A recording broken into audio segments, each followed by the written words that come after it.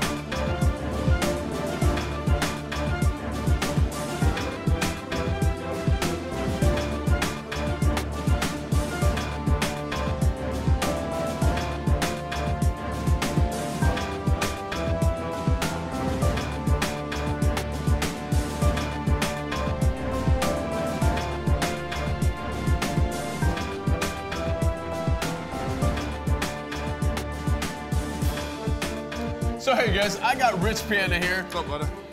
Super mutant, right? Yep, You feel I'm trying. comfortable saying that? Yeah, man? I'm trying my best to uphold that. To uphold super mutant. I mean, I want to be able to look in the mirror, bro, listen, and say, I am a super mutant. Super mutant. Guys, so we want to talk about this topic, okay? It's kind of a controversial, debatable kind of topic. We're going to talk about juicing. Can I say that? Am I allowed to say that? I think juicing's a pretty good way to say it, actually. All right, bro. I couldn't think of a better word. I appreciate that, Rich. Thank you very much. So, you know, I'm a natural bodybuilder. I've been a natural bodybuilder for a very, very long time. And I've got reasons for staying natural, okay? And, you know, I've been tempted, you know, obviously being in the industry, I've been tempted, you know, people have said, man, if you get huge, bro, if you take this, you take that, you're gonna gain 20 pounds, 30 pounds, bro, and, you know, your career is gonna take off. I don't know if that's true or not, I don't know, all right? But my personal convictions are I don't wanna do it, and I don't care if it'll make me freaking famous. I don't care if it makes me a millionaire, I'm good being who I am. But I wanted to talk with Rich. Wanted to give you guys some insight, a quick snapshot into, you know, why do people generally get on the juice? What happens in their mind, in their life? They're like, dude, I'm sick of being natural, and I just want it. I want the easier route. I want this to be a little bit easier. I want to get huge, and I want to get jacked, and I want to get on some stuff. Yeah, well, I can tell you my story. My story, when I was a teenager, I was totally against it, 100%. I was 100% against it. Said to myself, I will never do that, right? That's the honest to God truth. Okay. I'm gonna hold you to that. I competed as a teenager, and I did about 6 shows. And every single show, I got second, third, or fourth. Every single show. So I was close. I was right on the brink of winning, you know? And so I didn't need it. Shit, I'm right there. You know, I mean, there was, you know, right within striking back in distance. Teenage competition, you know, there was at least, you know, 12, 15 guys in a class. You know, so, you know, getting second, third, fourth was, you know, was very commendable. So here I am, 16 years old, competing on stage, you know, 15, 16, and getting second, third. I was happy, you know, and I knew I was going to get that first place. Yeah. So the very first time my father showed up to watch me compete, okay, was at the Tournament of Champions in Los Angeles. I gotta hear this, man. Let's hear this. And, you know, the show before this, I got second place. So in my head, this was the show I was going to win. My dad's coming to watch me. You know, I'd keep getting second and thirds. this show I'm gonna win. So in my head, this is my show. You're gonna show your dad. I'm gonna show my dad. You are a freaking winner. Now, my dad watched me wrestle, watched me pin people, watched me play football, you know, watched me run the ball, touchdown, that's my kid, blah, blah, blah. You know, so for me, it's a big deal. I have to win this. Yeah, I don't blame you, man. For my dad, I gotta show him, you know, that I'm the best. Yeah, big time. So I'm backstage pumping up, right? I'm pumping up. There's another guy comes backstage, you know, starts pumping up. This guy's 6'3", right? 260 pounds, and the backstage guy comes up and says, "Excuse me, sir, the teenagers are on. The men's aren't gonna be on for another hour. You know, you can't be back here, you know, until it's time for the men's." He looks down and says, "I am a teenager." And I said, 6'3", 260, teenager. 260. Andrew Benarski, he's an actor, well-known actor. He's been in a lot of movies. He's a big guy. He plays that, you know, plays that part. And you know, he had just won the Teen USA the week before. And back then, bodybuilding used to get TV coverage on ESPN. Yeah. So way back then. Exactly. So he did the show because Muscle Mania was going to be there. Yeah. Recording the show. So just to be on TV, he was going to do the show and win it, even though he won the Teen USA. So this guy's 260 pounds. Okay, I was weighing 190, right? Yeah, something tells me he 190. wasn't just eating Wheaties to get 260 pounds. So the other guys started coming in, and I swear to God, every single guy that was back there pumping up was twice the size of me as a teenager.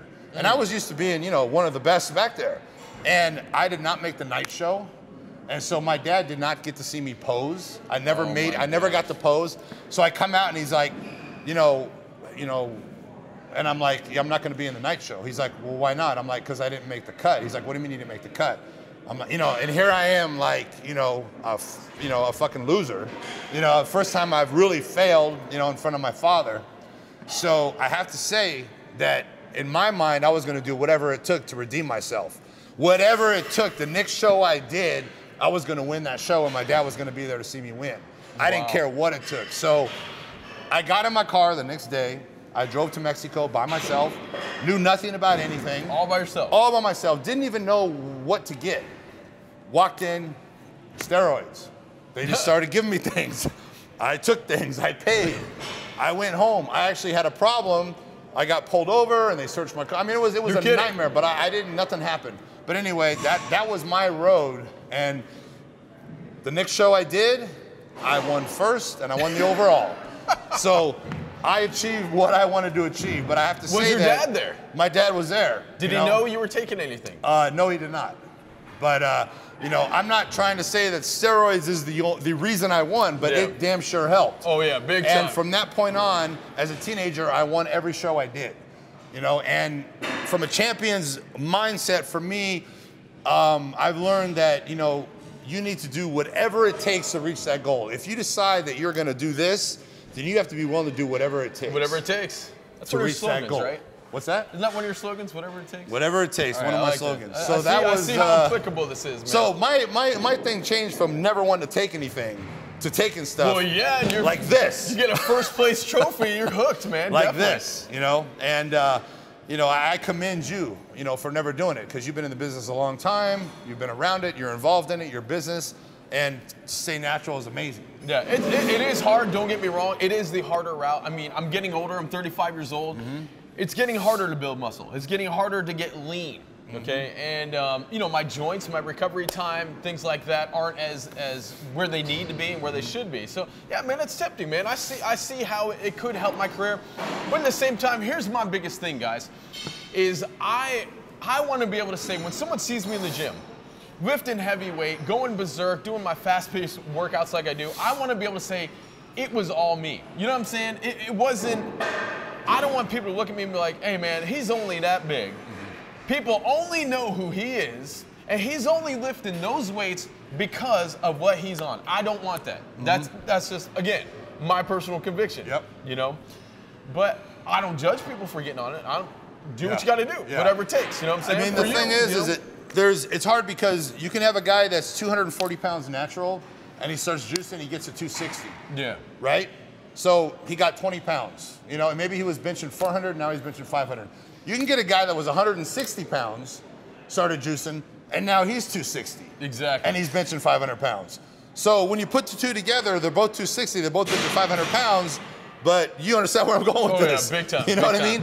But if both those guys quit, this is my honest opinion. Okay. Okay. If both those guys quit juicing, the guy that was 160, he's gonna go all the way back down. All the way back, because he had man. no true foundation when he started. So everything he built his physique on that crap. Exactly. The guy that was 240 and went to 260, when he stops, he's gonna go back down to 240 because he has real true foundation that he had before he started. Exactly. You know, so you see some of these guys that are 300 pounds, you know, bodybuilders, and they retire and so forth, and you see them, you know, and they're 160, 70 pounds, and you're like, what the, you know? And, you know, the body's, you know, was built mostly on, you know. On the stuff. On the stuff. You know, another thing, man, I got to be honest with you, is the health concerns, man. You know, blood pressure, things like that. I mean, when you take, like these pros, bro, I don't know what they're taking. You know, I don't know how much they're taking. I'm assuming it's quite a bit. That has got to do something to your guts, man. That's got to do something to your heart, bro, your organs. What do you think about that, man? Oh, it's definitely, I mean, it's a super dangerous road. Yeah. And what people don't understand is it took me a long time to learn a lot of things that I've learned. And when I first started off, nothing mattered. All that mattered was being big and winning. And I did whatever it took to get there. Now, as I'm getting older, I'm much more concerned with those things, you know, and I've learned a lot of things, you know, the hard way. You know, and the thing is that... you get older, bro. You got to start thinking about start thinking about the ticker. Yeah, you know, and I wish I knew the things then that I know now. You know, because there's ways to get where you're trying to go, being a lot safer, getting smarter. The same results. Smarter about that. And more is never better when it comes to that. Here's and the thing, people will never believe that. The bigger the person is, they believe it was more. And don't get me wrong, in most cases, that's true, but not in all cases. Yeah, no, I understand. Here's the thing, man. I'm gonna piggyback on what you said. You said about being smarter about it. You know, when people buy the stuff, right? When you bought it, okay? The doctor, whoever you bought it from, and usually whoever sells this stuff to you, is not gonna say, hey man, make sure you only take this much, and make sure you take a PCT, and make sure, they don't tell you the smart way to do it. Right. So most of these guys that are doing it they're doing it out of ignorance. They're injecting all this crap, you know, and they're a lot of times they're listening to whatever someone else is telling them. On the freaking forums or some of their buddies. Yeah, dude, just put it in the freaking butt cheek, bro, and you're gonna gain 60 pounds, you're gonna be a freaking hero. You're gonna be a super mutant like Rich Piana. So, well, cool, man. I'm glad we touched on this subject. Sure, Real touchy subject, but all good, man. Good for us to get some insight on a real deal subject, man. So, hey guys, thanks for tuning in. Rich, appreciate having you here, man. All right, guys. Hey, we'll see you next time, guys.